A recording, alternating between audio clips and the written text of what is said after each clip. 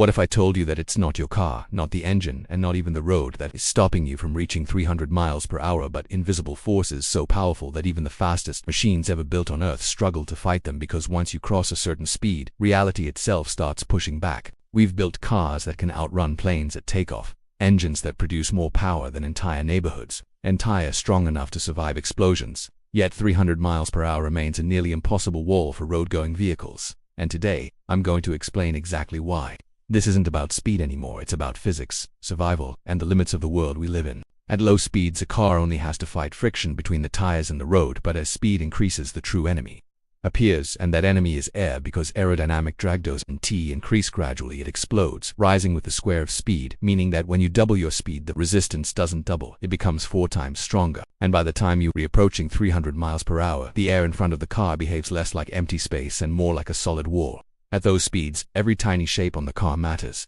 because even a side mirror, a door gap, or a windshield angle can create turbulence that steals power, destabilizes the vehicle, and tries to rip it off the ground. Which is why cars that attempt extreme speeds start to resemble missiles rather than vehicles meant for roads. Then there's downforce, because at 300 miles per hour, a car doesn't just need to go forward, it needs to stay glued to the ground. And generating enough downforce to prevent lift requires massive wings and aerodynamic surfaces, but those same surfaces create even more drag, meaning the faster you try to go, the harder the air fights back, trapping you in a brutal loop of physics with no easy escape. Power isn't the solution either, because while adding horsepower helps at lower speeds, beyond a certain point you need exponentially more power just to gain a few extra miles per hour, which is why jumping from 200 to 250 miles per hour is difficult. But jumping from 250 to 300 miles per hour is borderline insane, requiring engines producing thousands of horsepower just to overcome air resistance alone. Tires become another impossible challenge, because at 300 miles per hour, a tire is spinning so fast that centrifugal forces try to tear it apart from the inside, and even the strongest materials struggle to survive the heat, stress,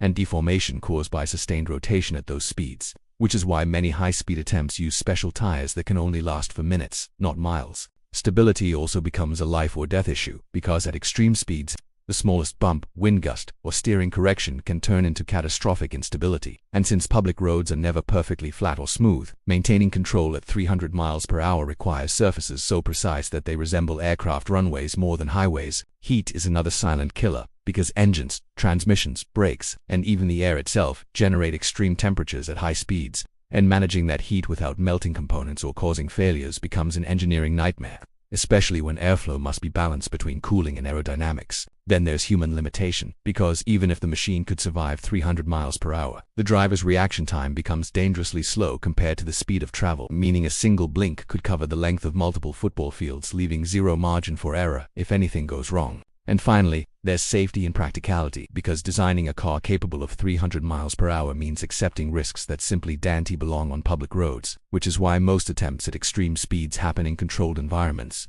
closed tracks or salt flats, far away from everyday traffic. So the reason 300 miles per hour feels impossible isn't because we lack imagination or ambition, but because once you reach those speeds, you're no longer fighting the limits of engineering, you're fighting the fundamental laws of physics, where air turns solid, heat turns deadly, and mistakes become irreversible. And maybe that's what makes speed so fascinating, because every mile per hour closer to 300 isn't just faster, it's a challenge against reality itself. If this blew your mind even a little, hit like, subscribe, and comment what speed you think humans will eventually conquer next, because the race against physics is far from over.